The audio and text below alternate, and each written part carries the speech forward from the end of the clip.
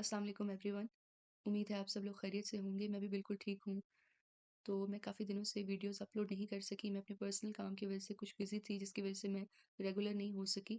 तो अपना time waste किए बगैर आज हम एपिसोड 4 माला की स्टार्ट करते हैं।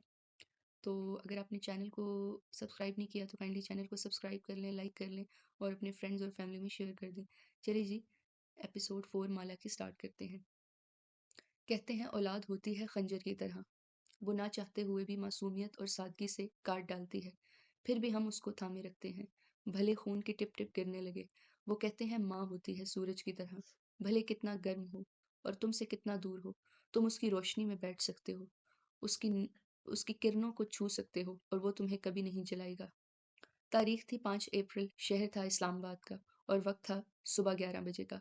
होटल स्वीट की ऊंची खिड़की से धूप छन छन के माहिर फरीद के चेहरे पे पड़ रही थी। वो आंखें बंद किए खड़ा मोतियों और लवेंडर की खुशबू को सांस के जरिए अंदर उतार रहा था। माहिर, पीछे सोफे पर बैठे मैनेजर मालिक ने पुकारा। इंतकाम के सफर पे निकलने वाले को चाहिए कि वो दो कब्रें खोद ले, एक दुश्मन की और एक खुद की। ये कन्फ्यूशियस ने कहा था। और जानते हो उसे क्या चीज कब्र तक ले गई थी? अपने बेटों की मौत का गम। वो आंखें बंद किए कह रहा था, सर्दी सरगोशी में मौत से बड़ा कोई गम नहीं है मालिक। तभी डोरबेल बजी। माहिर फरीद उसी तरफ आंखें बंद किए खड़ा रहा। मालिक कदरे चौंक के उठा और दरवाजे की तरफ बढ़ा। दरवाजे के पार कैफ जमाल रकम का पैकेट लिए खड़ा था। मालिक ने सर से पैर तक उसे देखा और फिर मुड़ के माहिर को। वो हनूज उसी तरफ खड़ा था। उसे आने दो, मुझे मालूम था ये वापस आएगा। वो मुड़े बिना बोला। मालिक ने इस लड़के को घूरते हुए रास्ता छोड़ दिया। मैं ये नहीं कर सकता। कैफ सोफे तक आया और पैकेट मेज पे रख दिया। उसके चेहरे पे शदीद इस्तराब था। माहिर फरीद बिल आखिर उसकी तरफ घूमा। उसके तासुरात स्पाट थे, हाथ पैंट की जेबों में थे। क्या रकम कम है? सादगी से सवाल किया, जो कैफ जमाल को पत्थर की तरह लगा। आपको लगता है आप हर इंसान को पैसे से खरीद सकते हैं? क्यों? क्या मैंने 3 मिनट पहले तुम्हें नहीं खरीदा? वो सोफे के पीछे से निकल के कैफ के सामने आ खड़ा हुआ। फिर मालिक की तरफ गर्दन मोड़ी। हमने अपने मेहमान को चाय कहवा नहीं पूछा। कहवा नहीं, कॉफी। मालिक ने खनकारते हुए उसे नजरों में ताबीती इशारा किया। मैं कॉफ़ी पीने वापस नहीं आया। मैं उस सवाल का जवाब लेने आया हूँ जो आपने मुझे नहीं दिया। कैफ ने नागवारी से सामने खड़े वजीह और दराज कद आदमी को देखा। आप ये काम मुझसे क्यों करवाना चाहते हैं? आप किसी को भी खरीद सकते हैं। उसने ये क्यों दूसरी दफा पूछा था। माहिर फरीद के लबों पे मुस्कुराहट बिखर गई। उसने एक नज़र मालिक को देखा। उसे बता दें क्यों? माहिर। मालिक ने सफ़ेद आबरू उठा के तनबीह की। माहिर और कैफ आमने सामने घड़ी के 6 और 12 की सूंग की तरह खड़े थे और मालिक एक तरफ 9 की सुई बना बैठा था। मैंने तुम्हारा इंतखाब इसलिए किया क्योंकि मुझे तुम्हारा नाम पसंद आया था। बाकी जितने लोगों की प्रोफाइल मुझे मालिक ने दिखाई थी, उनके नाम बोरिंग थे। नाम के अलावा तुम्हारे अंदर कोई काबिल तवज्जो शय नहीं है। वो मुस्कुरा के बोला। मालिक ने जैसे रिलैक्स होकर सांस लिया। उसके तने असाब ढीले पड़ गए। एक लम्हे को उसे लगा था माहिर फरीद इस नौजवान को असल बात बताने जा रहा है। लेकिन खैर, अब तुम बताओ कैफ जमाल कि तुम्हारी वापसी की असल वजह क्या है? तुम सिर्फ ये सवाल पूछने नहीं आए। कहते हैं ये एक लम्हा होता है जो इंसान की किस्मत बदलता है। एक लम्हे में कोई ताल्लुक टूट जाता है। एक लम्हे की बेदहानी एक्सीडेंट करवा देती है। एक लम्हा किसी को किसी की मोहब्बत में मुब्तला कर देता है। वो एक लम्हा अगर इंसान पकड़ ले तो वो अपनी तकदीर बदल सकता है। और कैफ जमाल ने उस वक्त इस एक लम्हे को पकड़ लिया था। मालिक का माहिर को मना करना और माहिर फरीद का आगे से बात बना देना। भले कैफ जमाल का एक नाकाम इंसान था और वो माहिर फरीद और उस सफ़ेद बालों वाले जैसा शातिर नहीं था, लेकिन वो ज़हीन था। और इस एक लम्हे ने कैफ जमाल को ये बता दिया था कि कोई वजह थी जिसके बायस वो ये अमीर साइकोपैथ कैफ जमाल से मदद लेने में मजबूर था। वो ये काम किसी और से नहीं करवा सकता था। माहिर फरीद को इसकी ज़रूरत थी। उसके ज़हन में छाया इस बरतानवी बिजनेसमैन का सारा अकब और खौफ चुटकी में हवा हो गया था। मैं चंद बातें क्लियर करने आया हूँ। अब कि वो बोला तो उसकी आवाज़ बेखौफ और गर्दन उठी हुई थी। चंद बातें? ओके। पहली बात, माहिर ने ये तब्दीली महसूस की थी। उसने पैंट की जेब से हाथ निकाला और उंगली पे गिनने लगा। उसके अंदाज में तम सख्त था। पहली बात यह कि भले मैं इस काम के लिए राजी हूँ, लेकिन मेरी भी एक बहन है। वही बहन बहन जिसके शौहर के तुमने पैसे देने हैं। आगे चलो। कैफ ने जब्त से सांस अंदर खींची। जो पैसे मैं आपसे ले रहा हूँ ये मेरी किसी लग्जरी पे नहीं लगेंगे। मैं इनसे अपने कर्जे उतारूंगा और नई जिंदगी शुरू करूंगा। अलबत्ता मैं इस मासूम लड़की के साथ ना कुछ बुरा करूंगा, ना होने दूंगा। उसका गार्ड बनने और उस पे नज़र रखने का की हद तक ठीक है, लेकिन अगर मुझे ये मालूम हुआ कि आप उसको नुकसान पहुंचाना चाहते हैं, तो मैं ऐसा होने नहीं दूंगा। और दूसरी बात, माहिर फरीद को जैसे कोई फ़र्क नहीं पड़ा था। दूसरी बात ये कि आपने मेरे ईमान की बहुत कम कीमत लगाई है। माहिर फरीद ने हाथ गिरा दिया और मुस्कुरा के मालिक को देखा। मैं कह रहा था ना, उसे मज़ीद रकम चाहिए। मालिक भी हल्का-सा मुस्कुराया और शाने उचका दिए। माहिर वापस सोफ़े पे बैठा तो पीछे खिड़की से आती धूप का रास्ता खुल गया। वो सीधी कैफ के चेहरे पे पड़ने लगी। मुझे मज़ीद रकम नहीं चाहिए। कैफ सामने वाले सोफ़े पे बैठा और उससे संजीदगी से कहता गया, मगर मुझे इस बात का एहसास हुआ है कि जो रकम आप मुझे दे रहे हैं, ये तो कर्ज़ों की अदायगी में निकल जाएगी। मुझे इस जॉब से क्या मिलेगा? बोलते जाओ। माहिर फरीद ने उसे सोचती नज़र से देखते हुए टाँग पे टाँग जमा ली। उसके चमकते बूट में छत से लटकते फ़ानूस का अक्स दिखाई देने लगा। आपने कहा, आप मेरा बिज़नेस सेट करवा देंगे। ज़ाहिर है, अपने पैसे और ताल्लुकात के ज़रिए। कैफ सोच-सोच कर बोल रहा था। आवाज़ न डरती, लेकिन मैं चाहता हूँ कि आप ये अपने ज़रिए भी करें। मतलब ये कि मेरे बिज़नेस हमेशा फ्लॉप इसलिए होते हैं क्योंकि कोई मुझे मेरी गलती नहीं बताता। आइडियाज़ हैं मेरे पास, मेंटोर नहीं है। तुम चाहते हो मैं तुम्हें मेंटोर करूँ? वो मुतअज्जिब हुआ था। आप कर सकते हैं। आप एक कामयाब बिज़नेसमैन दिखाई देते हैं। वो पहली दफ़ा माहिर फरीद के सामने टेक लगा के बैठा। दिल अलबत्ता ज़ोर से धक-धक कर रहा था। इतनी सारी दौलत खुद खुद से कमाई नहीं जाती, कैफ जमाल। ये किसी से ली जाती है। क्या तुमने वो मेरा मशहूर मनकूला नहीं सुना? You don't make a billion dollar, you take a billion dollar. वो तल्खी से बोला। उसके चेहरे पे उस वक़्त कैफ जमाल के लिए नापसंदीदगी थी। गॉडफ़ादर, कैफ हल्का-सा मुस्कुराया। लेकिन कम से कम आपको इस दौलत को बढ़ाने का हुनर आता होगा। इसलिए मैं चाहता हूँ कि आप मुझे मेंटोर करें। मेरे पास बेबी सिटिंग के लिए वक़्त नहीं है। मगर कैफ नहीं सुन रहा था। वो कहे जा रहा था, जब तक मैं आपके इस काम का हिस्सा हूँ, मैं साथ-साथ अपने नए बिज़नेस प्लान पे भी काम करूँगा। 2 माह के इख्तिताम पे जब ये गार्ड वाली जॉब ख़त्म हो जाएगी, मैं अपना प्लान लेकर आपके पास आऊँगा। आप इस प्लान को देखेंगे, इसकी इस्लाह करेंगे और इसको अमल में लाने में मेरी मदद करेंगे। मालिक के चेहरे से लग रहा था कि अब वो शदीद उकता चुका है। सुनो लड़के, अब तुम अपने कद से बड़ी बातें कर रहे हो। हमारे पास इतना वक़्त नहीं है। 1 मिनट मालिक। माहिर फरीद ने हाथ उठा के उसे रोका और कैफ की आँखों में झाँका। मेरे मेंटोर करने से तुम्हें लगता है कि तुम कामयाब हो जाओगे? जी बिल्कुल। माहिर हल्का-सा हँसा। तुमने कामयाब होना होता तो अब तक हो चुके होते। तुम कैफ जमाल एक नाकाम इंसान हो और तुम्हारा बिज़नेस प्लान इस दफ़ा भी नाकाम होगा। कैफ के चेहरे पे कई रंग आके गुज़रे। उसके होंठ भींच गए। मेरा बिज़नेस प्लान देखे बगैर आप मुझे नाकाम कैसे कह सकते हैं? क्योंकि वो बिज़नेस प्लान कभी नहीं बनेगा। तुम अगले 2 माह ज़ाया कर दोगे। वो बेरहमी से बोला। और अगर 2 माह बाद मैं आपके पास अपना प्लान लेकर आ गया तो? माहिर फरीद फिर से हँस दिया। चलो आज तुम पे एक तजर्बा करते हैं कैफ जमाल। माहिर, मालिक ने तनबीह की लेकिन वो उसे नहीं देख रहा था। वो इस सूरत-ए-हाल से लुत्फ़-अंदोज़ हो रहा था। मैं अक्सर सोचता था कि क्या एक इंसान तमाम वसाइल के बावजूद नाकाम हो सकता है? क्योंकि आधी इंसानियत अपनी नाकामी का ज़िम्मा तारों वसाइल की कमी और गुर्बत को ठहराती है। मगर तुम मेरे लिए एक टेस्ट केस हो। कैफ, तुम मेरे इस सवाल को हल करोगे। उसकी आंखों में चैलेंज था। अगले 2 माह तुम्हें या तुम्हारी फैमिली को कोई माली परेशानी नहीं फेस करनी पड़ेगी। तुम्हें अपने काम के लिए बेहतरीन आलात दिए जाएंगे। जो भी ऑफिस इक्विपमेंट चाहिए, उनकी मालिक को लिस्ट भेज दो, वो तुम्हें सब मुहैया कर देंगे। मालिक इस बात से बिल्कुल खुश नजर नहीं आता था, लेकिन खामोशी उसकी मजबूरी थी। मैं तुम्हें 2 माह देता हूँ। तुम अपना प्लान बनाओ। 2 माह एक लंबा अरसा है। तुम दिन के 6 घंटे भी काम करो तो ये कर सकते हो। तुम घर से काम करते हो, चाहो तो तुम्हें हम कोई ऑफिस या लग्जरी अपार्टमेंट भी फराहम कर सकते हैं, जहाँ तुम सुकून से दिन के चंद घंटे काम कर सको। मगर सवाल ये है कि क्या तुम बिजनेस प्लान बना लोगे? उसकी चमकती आंखों में तमसख्र था। कैफ ने जब्त से सांस अंदर खींची। मैं आपको ये करके दिखाऊंगा। नामुमकिन। तुम 2 माह तक इतनी सहूलियात के बावजूद भी एक बिज़नेस प्लान तक नहीं बना सकोगे। मालिक और मैं तुम्हारे जाने के बाद इस बात पे शर्त लगाएँगे, क्योंकि तुम एक सुस्त इंसान हो। तुमने कामयाब होना होता तो अब तक हो चुके होते।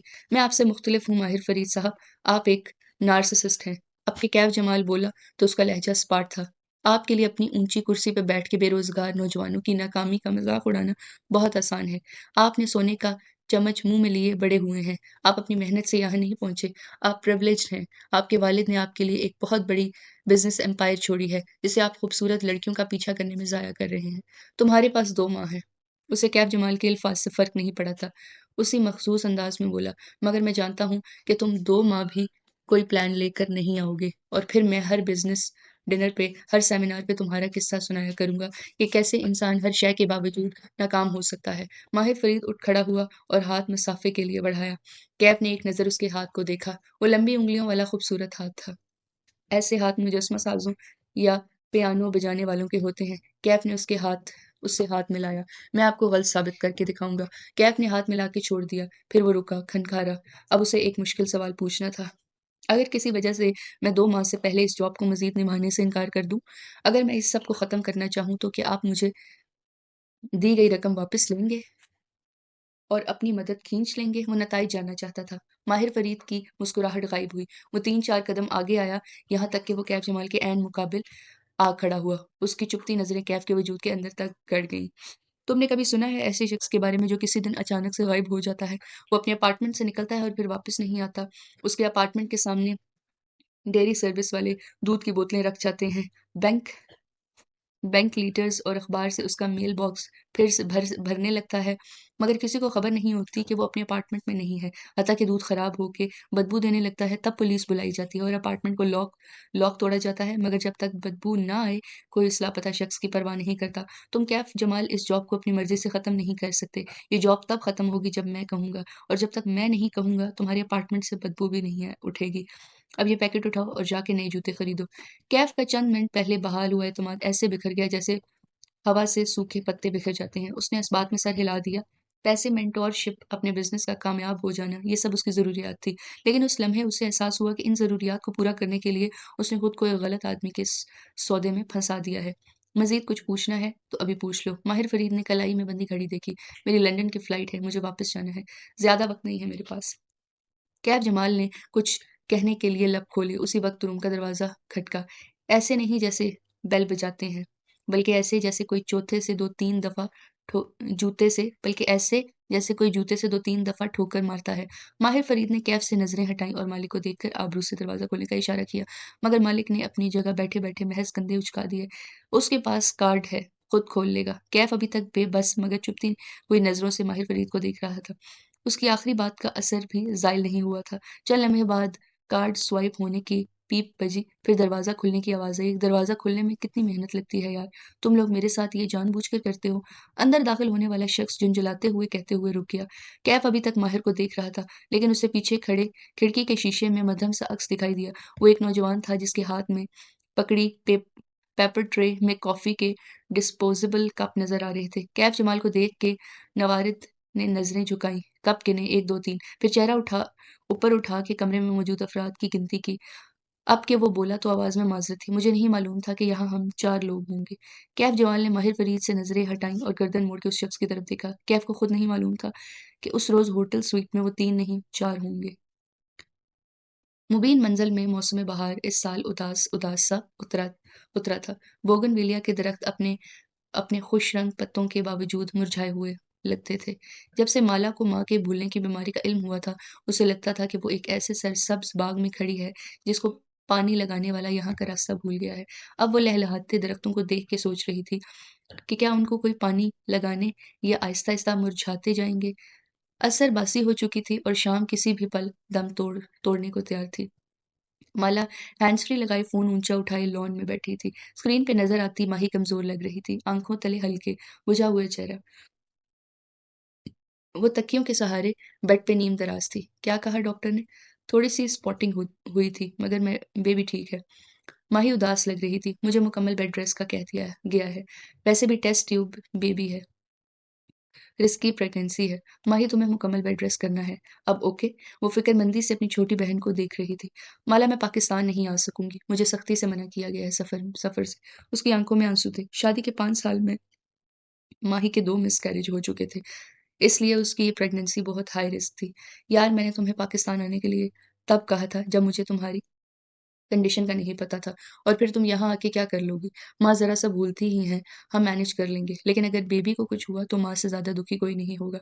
माँ ने 5 साल इस बेबी के लिए दुआएँ की हैं, उम्रा, हज, तहज्जुद, नफ़ल। बेबी को कुछ नहीं होना चाहिए।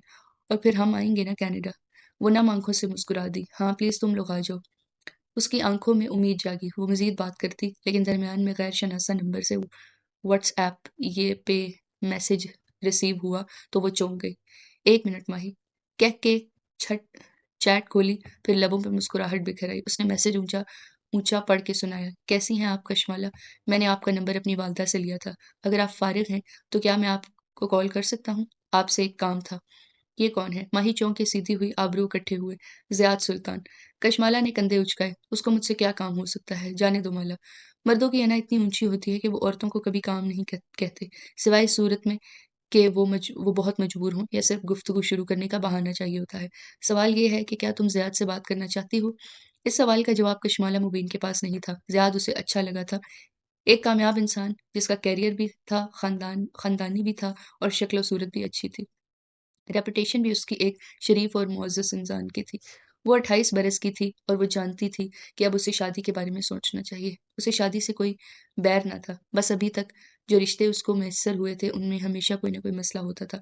उसका कोई खाना हमेशा चेक होने से रह जाता था। ज़ियाद सुल्तान अलबत्ता उसके तमाम खानों में सब लगाता गया। माँ की बीमारी का इल्म होने से पहले अगर ये सब कुछ होता तो शायद वो खुश होती, लेकिन कल से सारी दुनिया ही बदल गई थी।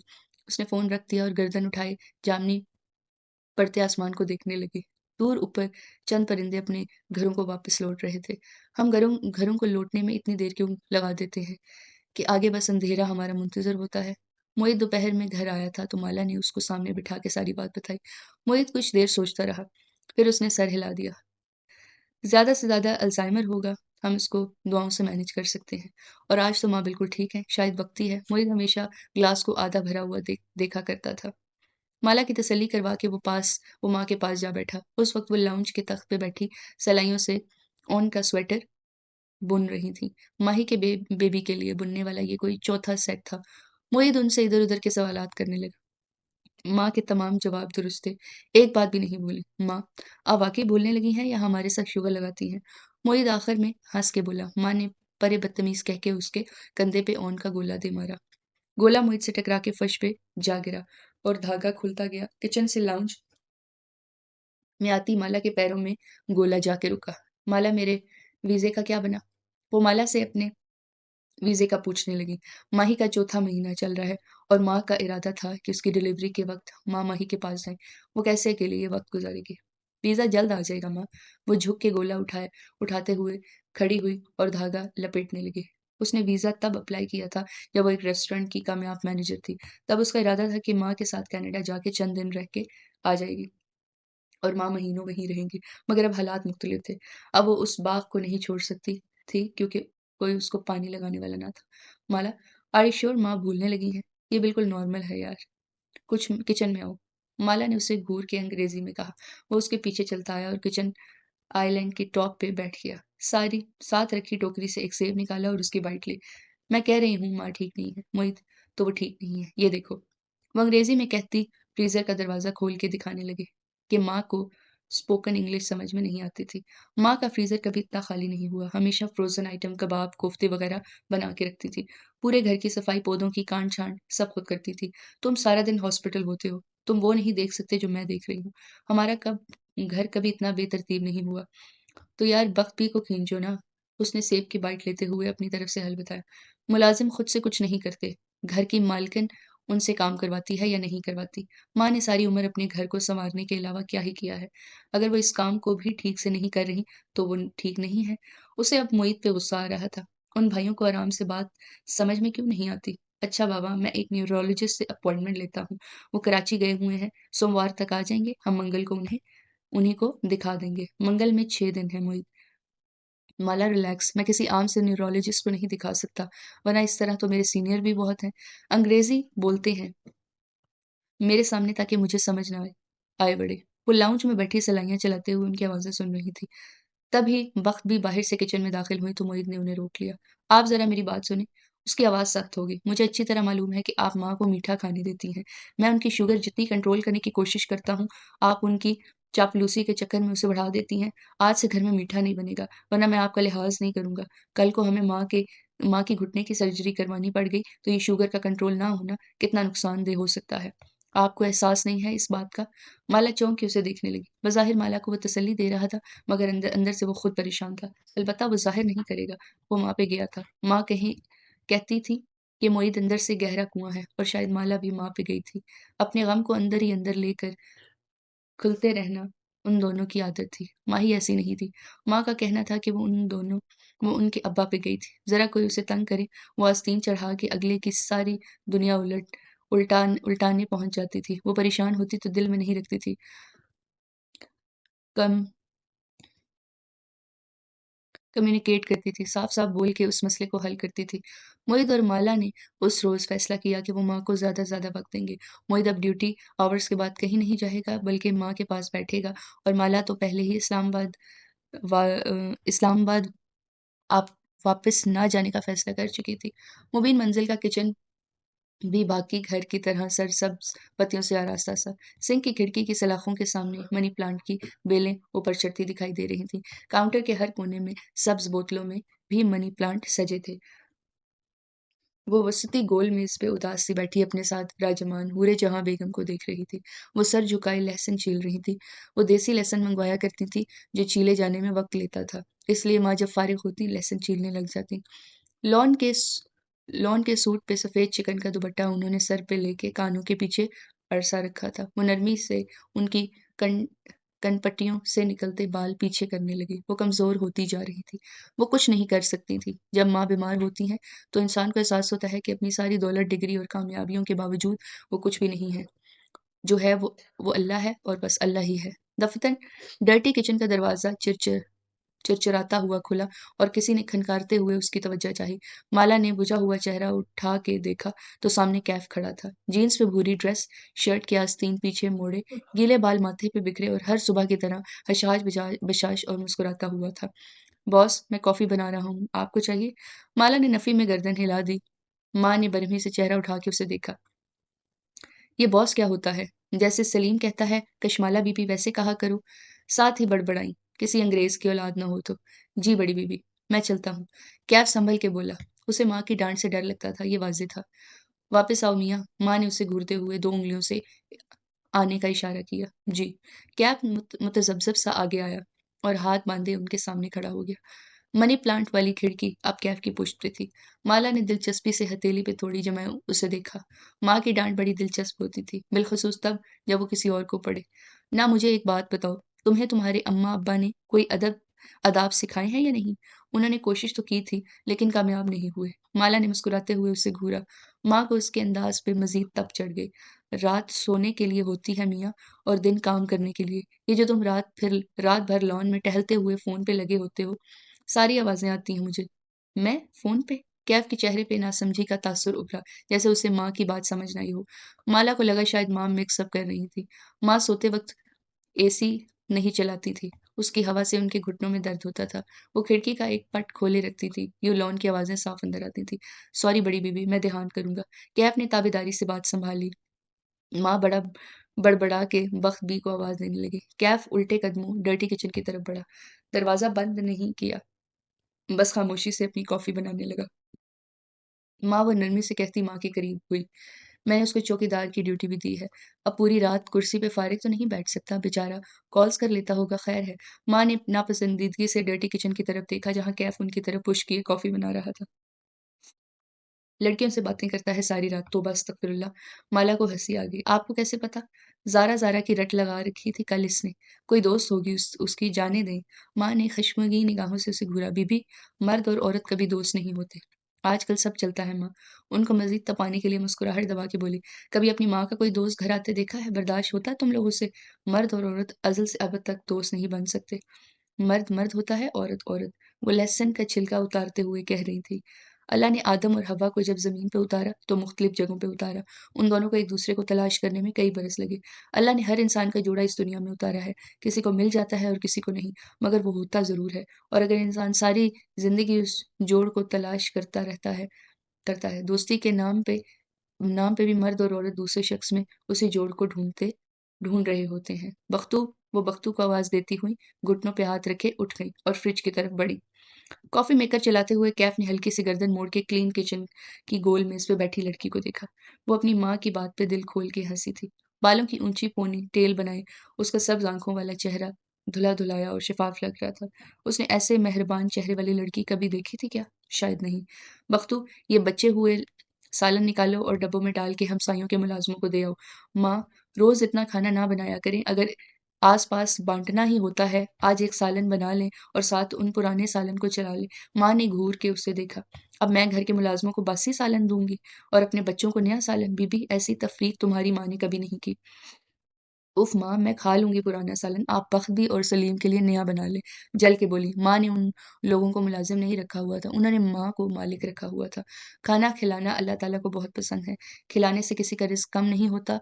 माँ फ्रिज का दरवाज़ा बंद करके उसकी तरफ मुड़ी तो देखा डर्टी किचन में खड़ा कैफ अपनी ताज़ा बनाई कॉफ़ी का घूँट भर रहा था। साथ ही उसके चेहरे पे नापसंदीदगी दराई। मुँह क्यों बना रहे हो? कैफ ने चौंक के उन्हें देखा। वो उसे ही घूर रही थी। उसने जल्दी से कप नीचे किया। इतनी अच्छी नहीं बनी इसलिए। क्यों मियाँ? बख्त बी जो चूल्हे के साथ खड़ी थी चमक चमक के बोली। मैंने जब चाय बना के दी थी तो कहते कहते थे मैं चाय नहीं पीता। अब ये वलायती कॉफ़ी हलक से नीचे नहीं उतर रही। कैफ ने मग काउंटर पे रखा और उनके सामने आया। अब के वो बोला तो अंदाज जला कटा था। मैंने कहा था ना बख्त बी कि मैं ऐसी चाय नहीं पीता जो आप बनाती हैं। काले पानी जैसी। मैं खालिस दूध की कड़क चाय पीता हूँ, जो कॉफ़ी देर तक चूल्हे पे करती रहे, ओके? नखरे तो देखो बख्त भी बुरा मान गई। और ये कॉफ़ी मेकर मैंने कशमाला बीवी के लिए निकाला है, क्योंकि वो भी आपके हाथ की कॉफ़ी नहीं पी सकती। चबा-चबा के बख्त बी को इत्तला दी। माला को लगा कि अब कैफ को माँ से डाँट पड़ने वाली है, लेकिन खिलाफ़े तवक्का माँ उसे चंद लम्हे देखती रहीं, फिर आहिस्ता-आहिस्ता वापस अपनी कुर्सी तक आई। तो खुद अपने लिए बना लिया करो कड़क चाय। माँ का अंदाज आम सा था। मुझे बनानी नहीं आती। उसके कंधे उचका दिए। वाओ! कुछ था जो कैफ को नहीं करना आता था। पहले कौन बना के देता था? कैफ ने जवाब नहीं दिया और डर्टी किचन की तरफ बढ़ गया। वापस आओ और कहवे का पानी रखो। मैं तुम्हें सिखाती हूँ कड़क चाय बनाना ताकि तुम्हारे नखरे खत्म हों। माँ ने घूर के उसे वापस आने का इशारा किया। कैफ हल्का सा मुस्कुरा दिया। माँ की डांट के पीछे उनकी फिक्र थी। चाहे मुलाजिम भी हो, लेकिन उसे उसकी पसंद का खाना-पीना मिलना चाहिए। वो चुपचाप वापस आया और उनकी हदायत के मुताबिक कहवा रखने लगा। माला को उससे हमदर्दी हुई। माँ के साथ जो किचन में काम करता था, उसको डाँट भी साथ-साथ पड़ती थी। अलबत्ता कुछ था जो उसके ज़हन में चुभा था। किसी को कांटे की तरह जो फसलों में चलते हुए पांचों के साथ चिपक जाते हैं। उसके घर में कौन था जो उससे इतनी मेहनत से कड़क चाय बना के दिया करता था? कैफ ने सवाल का जवाब क्यों नहीं दिया? कहते हैं जिसने लाहौर नहीं देखा वो पैदा नहीं हुआ। ठीक कहते हैं या गलत? मगर कहते ज़रूर हैं। लाहौर कशमाला के लिए हमेशा एक फ़रार था। जब भी वो वर्क लाइफ़ से तंग आ जाती तो अपने घर वापस आ जाती। कुछ दिन माँ के साथ रहती तो ज़हन फ्रेश हो जाता। मगर लाहौर में मुस्तकिल रहना उसके लिए कठिन साबित होने वाला था। यहाँ की फ़िज़ा आलूद थी और शोर ज़्यादा था। इस्लामाबाद एक ही रंग में रंगा था। पिंडी की हदूद से जैसे ही इस्लामाबाद में दाखिल हो तो एक पोश और साफ सुथरा सा शहर नजर आता था। लाहौर ऐसा नहीं था। इस शहर में बहुत से रंग एक साथ बसते थे। लोगों के लहजे मुख्तलिफ थे। सुबह देर से होती थी और रात उससे भी देर से। यहाँ सबसे बड़ी एंटरटेनमेंट खाना और शॉपिंग मॉल्स थे। दोपहर में वो किसी काम से बैंक जा रही थी तो कार की खिड़की से बाहर गुजरते मंजर को देख के उसे हैरत हुई। लाहौर में बहुत से रेस्टोरेंट चाय के नाम से खुल गए हैं और ये सब नए रेस्टोरेंट थे। तुम्हें कट चाय पसंद है ना? देखो तुम्हारे लिए कितने कैफ़े हैं यहाँ। उसने ड्राइव करते हुए कैफ को बताया। कुछ साल पहले तक लाहौर ऐसा नहीं था। कैफ विंड स्क्रीन के पार सड़क पे तवज्जो किए तबसरा करने लगा। यहाँ कॉफ़ी पीना फैशन समझा जाता था। चाय एक बैकवर्ड चीज़ थी। लेकिन जब से इंडियन पायलट अभिनंदन ने पाकिस्तानी चाय को फैंटेसाइज़ फैंट फैंटास्टिक कहा है, लाहौर में चाय के नाम पे दर्जनों कैफ़े खुल गए हैं। तुम्हें कैसे मालूम? तुम तो इतने साल से इस्लामाबाद में रह रहे हो। कैफ ने शाने उचकाए। मुझे मालूम होता है। वो ड्राइव करते हुए back view back view mirror ऊपर कर देता था और उसे कैफ की ये आदत पसंद थी। इतने दिन से वो डरी नहीं थी। ना उसे इस अनजान ताक़्क़ुबकार से कोई खौफ महसूस हुआ था, क्योंकि जब वो बाहर निकलती कैफ साथ होता। ये एहसास तहफ़्फ़ुज़ उसे पहले किसी गार्ड के साथ महसूस नहीं हुआ था। वैसे मैं ध्यान करूँगा कि रात को मेरे काम की वजह से बड़ी बीबी डिस्टर्ब ना हो। वो तो वो तो कब से बोला वो तो कब से बोला। हाँ, तुमने बताया था। तुम अपना बिज़नेस प्लान बना रहे हो। कहाँ पहुँचा वो? वो खिड़की से बाहर दौड़ते दरख्तों को देख के बोली। वो नहर के साथ सफ़र कर रहे थे और यहाँ दरख्त पहले से ज़्यादा हो गए थे। सब्ज़ देख के अंदर तक ठंड उतर गई थी। अभी तो शुरू किया है, 1.5 माह है मेरे पास। 1.5 माह क्यों? उसे हैरत हुई। वो संभला और मोड़ काटा। अपने लिए डेडलाइन रखी है। ओह अच्छा! कशमाला ने सर हिला दिया। 1.5 माह काफ़ी लंबा अरसा है। 2 हफ्ते भी काम काफ़ी होते हैं। खैर तुम कर लोगे।